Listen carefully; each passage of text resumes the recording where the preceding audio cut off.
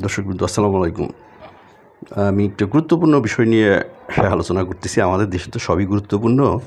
নির্বাচন কমিশন, আমরা জানি আমাদের দেশে নির্বাচন কমিশন স্বাধীন, বাট স্বাধীন না পরাধীন বা তাদের কার্যক্রম গত এক বছরে কার্যক্রমের ধরন প্যাটার্ন এই বিষয়ে না ডিসকাস করি, কারণ তারা প্রশ্নের সম্মুখীন হয়েছেন এবং এখনও হচ্ছেন। কিন্তু তাদের এক বছরের কার্যক্রমের অনেক কিছু করা উচিত ছিল, যা করেন নেই, এখন অন্তত করা উচিত। তো আমি সবচেয়ে যে বিষয়টা নিয়ে আলোকপাত করতে যাচ্ছি সেটা হচ্ছে যে গতকাল দেখলাম বাংলাদেশ জাতীয়তাবাদী দল বিএনপির বিজয় মিছিল করলেন। কিন্তু বর্তমান যে অবস্থায় চলতেছে, নির্বাচন কমিশনের যে উদ্যোগ নিয়েছেন, এখন পর্যন্ত আজ 7ই আগস্ট পর্যন্ত, আগামী যদি ফেব্রুয়ারির প্রথমার্ধে নির্বাচন হবে এই উপলক্ষ নিয়ে, আমার মনে হয় বিএনপি নির্বাচনে অংশগ্রহণ করবে না। আর জামায়াত ইসলাম তো করার প্রশ্নই আসে না, কারণ জামায়াত ইসলাম, বাংলাদেশ জামায়াত ইসলাম নিবন্ধিত রাজনৈতিক দল নয় এখন পর্যন্ত। আমি নির্বাচন কমিশনের ওয়েবসাইট থেকে দেখে আইন অনুযায়ী বলতেছি। আমাদের দেশের আমরা আইন নিয়ম সাধারণ জনগণ আমরা বুঝবো না। আমরা একটা জিনিস বুঝবো, ভোটের তারিখ কবে হবে, ভোট কিভাবে হবে, কোন কোন রাজনৈতিক দল অংশগ্রহণ করবে, এই 3টে কমন প্রশ্ন কিন্তু আমরা জানি। ভোটার কয়জন? তো এই কমিশন আসার পরে এখন পর্যন্ত, আজকে পর্যন্ত 55টা নিবন্ধিত রাজনৈতিক দলের লিস্ট আছে, বাট তাহার ভিতরে 6 নম্বর বাংলাদেশ আওয়ামী লীগ লেখা আছে, ব্র্যাকেটে স্থগিত, নিবন্ধনের তারিখ নাই এবং মার্কার নাই। আবার নিবন্ধনের জায়গায় আওয়ামী লীগের নাম লেখা 6, 26, 29, 36, 39 নাম্বার রোগুলো ফাঁকা। তাহলে নিবন্ধিত রাজনৈতিক দল কয়টা? 55টা, নাকি এই 5টা রো ফাঁকা আছে? এটা বিয়োগ দেবো আমি। নিবন্ধনের রাজনৈতিক দল নিবন্ধনে কোনো আবেদন করছে কিনা তার আপডেটেড কিছু নাই, আছে শুধু লেখা নিবন্ধন আইন 2008। আমাদের দেশের আগামী জাতীয় নির্বাচনটা খুবই গুরুত্বপূর্ণ। নতুন বাংলাদেশের এই নির্বাচন কমিশন যদি সক্ষম না হন, অনতিবিলম্বে আগামী রবিবারের আগে পদত্যাগ করেন। কারণ আপনারা এই এক বছরে 2টা কাজ করছেন মাত্র। সেটা হচ্ছে 2টা গেজেট করছেন, নির্বাচনী এলাকার 300 আসনের হুবহু কপি পেস্ট করছেন। এটা আপনাদের কাজ এক বছরে? কী কাজ করছেন তাহলে আপনারা? এক বছর কী বেতন নিয়েছেন, কী দায়িত্ব পালন করছেন বলেন নির্বাচন কমিশনার সাহেব? আমি আগে আমার নিজের ঘর থেকে শুরু করি।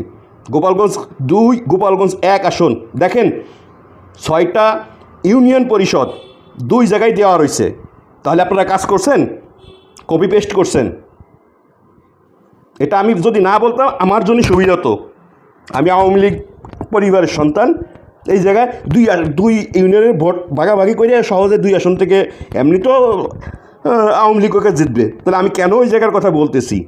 কারণ আগে নিজের দোষ না ঢাইকে অন্যের দোষ ধরা যায় না। দেখেন নির্বাচন কমিশনার সাহেবগুলো যে গোপালগঞ্জ 1 আর 2 এর নির্বাচনী আসনের যে প্রাথমিক সংশোধনী তালিকা প্রকাশ করছেন, বাট সেই গেজেটটা যখন দিয়েছিলেন, গেজেটের শর্ত কী লিখেছিলেন? যে আবেদনের প্রেক্ষিতে। তাহলে জনগণ আবেদন করবে, নাকি জনগণের কাজ আবেদন করা যে নির্বাচনী এরিয়া ডিমার্কেশন করে দেন, নাকি আপনাদের কাজ এটা? আর গোপালগঞ্জ থেকে আবেদন যে করবে, করা সে সুযোগ আপনারা রাখছেন? নির্বাচনকালীন প্রশাসনিক দায়িত্ব ক্ষমতা স্বাধীন আপনারা, সেটা স্বাধীন না কিভাবে? কালকে তাহলে স্বরাষ্ট্রমন্ত্রী সাহেবও পদত্যাগ করেন রবিবারের ভিতরে।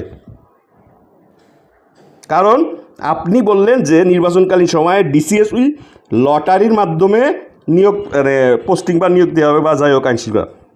ফাজলিমি পাইছেন মিয়া? এটা দেশ নিয়ে ফাজলিমি কত করবেন আপনি? এটা স্বরাষ্ট্রমন্ত্রী। এই কথা নির্বাচনকালীন সময়ে আইন শৃঙ্খলার পরিস্থিতি নিয়ে আপনি কালকে যে বিলিপ দিয়েছেন, এটা আপনার অধিকার আছে দেওয়ার? এটা আইনের কোন আইনের চর্চা আপনি করাচ্ছেন? কোন নতুন বাংলাদেশ আপনি আপনারা দেখাচ্ছেন? নির্বাচন ভোটার তালিকা করতে পারছেন আপনারা? ভোটার তালিকা দেখেন, আপনার ভোটার তালিকা প্রকাশ করছেন? ভোটার তালিকা ডিজিটাল এবং উন্মুক্ত হতে হবে। নির্বাচন কমিশন 1 বছরে একটা রাজনৈতিক দলের অডিট চেক করছেন? অডিট রিপোর্ট নিয়েছেন? কোন রাজনৈতিক দলের অডিট রিপোর্ট নিয়েছেন? তাহলে কী করছেন 1 বছরে? 1 বছরে যে বেতন ভাতা নিয়েছেন সরকারের ফান্ডে জমা দিয়ে রিজাইন করেন। আমি একজন সাধারণ নাগরিক হিসেবে এটা বলতেছি। 1 বছরে আপনারা যে বেতন ভাতা নিয়েছেন সব বেতন ভাতা সরকারের খাতায় জমা দিয়ে ট্রেজারিতে রিজাইন করেন, কারণ আপনারা কোনো দায়িত্ব পালন করেননি। সংস্কার কিসের সংস্কার? একটা রাজনৈতিক দলের অডিট রিপোর্ট চেক করা, তাদের তদারকি করা, তাদের কার্যক্রমে নিবন্ধন আইনের সাথে আছে কিনা কোনো রাজনৈতিক দলের অফিসে আপনারা ফিল্ড ভিজিট করছেন? কোনো করেন নাই। 55টা নিবন্ধিত রাজনৈতিক দল, তার ভিতরে 6টা রো ফাঁকা রেখে দিয়েছেন। জামাত ইসলাম কি নিবন্ধিত না অনিবন্ধিত? বলেন। কি প্রক্রিয়া আগামী নির্বাচন হবে বলেন? ইভিএম পদ্ধতি হবে নাকি ব্যালটের মাধ্যমে হবে? 2 মাস আগে কি নিয়ম আছে আইনে, নাকি 3 মাস আগে গেজেট দেওয়ার নিয়ম? 2 মাস আগের কথা গতকাল বললেন। আমি হট টেম্পার না, আমার জায়গায় সবাই আমরা বাঙালি, আমরা সব মেনে নিই, আমাদের অভিজ্ঞতা মেনে নিই। কারণ শোনে না কেউ, চলতেছে তো চলবেই। আর কতদিন? আর না। যে কথাগুলো বললাম নির্বাচন কমিশনারগুলো তা রবিবারের ভিতরে যদি পারেন করবেন, আদারওয়াইজ রবিবারে নির্বাচন কমিশনার পদত্যাগ করবেন এবং 1 বছরের বেতন ভাতা দেবেন। কারণ আপনারা হালাল করে নেননি। আপনাদের যে কাজ আছে 1 বছরে 1 দিনের কাজ করছেন কিনা দেখান। এবং আমি যে কথাগুলো বললাম এখন 100 ভাগের 1% বললাম, 99% বললাম না। কারণ আপনারা সবাই অথর্ব রিটায়ার্ড পারসন। তো অথর্ব রিটায়ার্ড পারসন মানে আমার বাপ চাচার বয়সী, তো আপনাদের গালি দিলাম না, অবমূল্যায়ন করলাম না, ভদ্রভাবে বললাম।